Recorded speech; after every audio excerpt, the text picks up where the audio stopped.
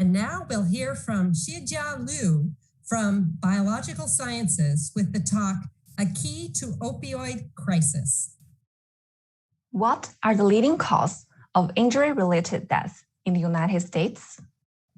Not car accident, not plane crash, not gun assault.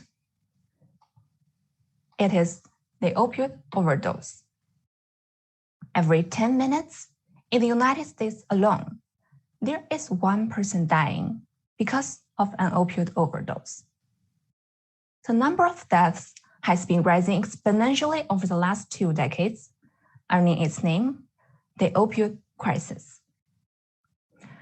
Opioids, naturally found in plants, have been used as the most effective painkillers for over 3,000 years.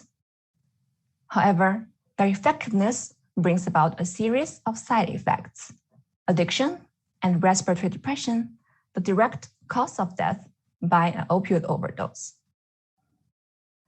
Why are opioids sometimes lifesavers, but sometimes deadly weapons?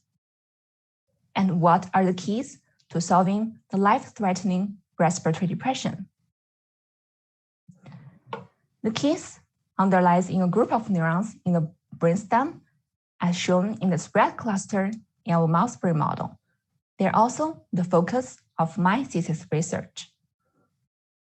Just like a major hub in the freeway system, these neurons send beautiful connections throughout the brain to regulating lots of behaviors, including breathing.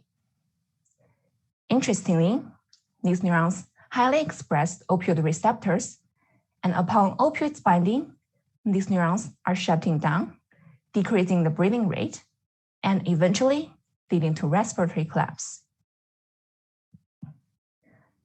Can these neurons help us rescue opioid-induced respiratory depression in mice? The answer is yes. Here, I first injected systemic opioids into the mice, which resulted in a long-lasting decrease of the breathing rate.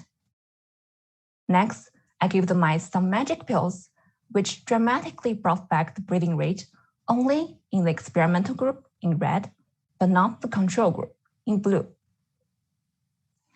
You may wonder, what is this magic pill? It is a type of chemical that selectively binds to its receptors, just like a key can open its lock. The lock is also artificially designed so that it only expresses and activates our neuron of interest, the opioid receptor neurons. With this approach, for the first time, we can rescue opioid-induced respiratory depression in awake, freely moving mice to help fight our opioid crisis. Thank you. Wonderful, Shijia. That's so important, your research for the quality of human life. I love it. Thank you. You're welcome. I wanted to start by asking you about someone who's had an impact on your life. I would say my father. The reason why I choose biology and scientific research as my lifelong career is because of my dad. He was a biology teacher, and when I was young, every weekends or holidays, I would go to my father's laboratory and play with a life-sized human skeleton. That was my best friend. And also, my father would take me and a group of my friends to field trips, and we will catch crabs or fish or other insects, and then play with them in the laboratory. So that experience really instilled the love of nature and science in me, and making me wanted to focus on biology research. Oh, that's great. I bet your father is very proud of you now. Thank you. I hope he's watching it. So on a lighter note, what's something on your bucket list? I want to share a crazy one, although not super adrenergic, but also crazy. I want to run a half marathon in Antarctica. So I was a half marathon runner before COVID. I would run multiple half marathons every year. And I really want to pick it up again.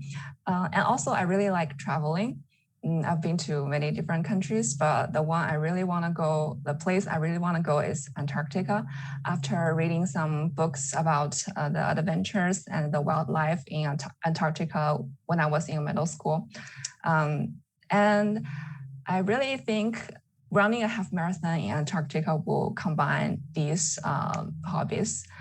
And also I probably can win many bets from people who don't think it will be possible. So please make a bet with me. That's right. So that's a good point. And I also think that probably running a half marathon is one of the few ways to stay warm in Antarctica. So it's kind of practical. Exactly. You can basically wear shorts when you run there. That's right. Yes, nice. So how do you recharge? I really like listening to classical music, in particular symphony. I grew up with classical music and started playing the piano when I was young.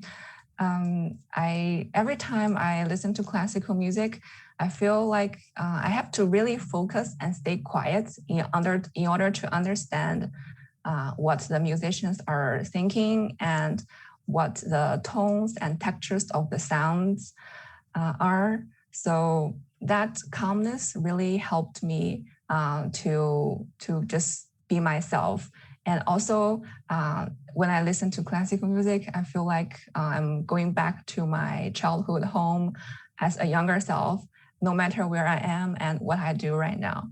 So that is a really great way. And I strongly encourage you guys to check out the San Diego Symphony. We have a really great symphony. That's great. It sounds like you have figured out how to be well-rounded and mindful in so many of your practices, which is essential to being a successful graduate or professional student. So congratulations on all of your successes, and especially getting to the finals of Grad Slam. Thank you so much. Thank you. You're welcome.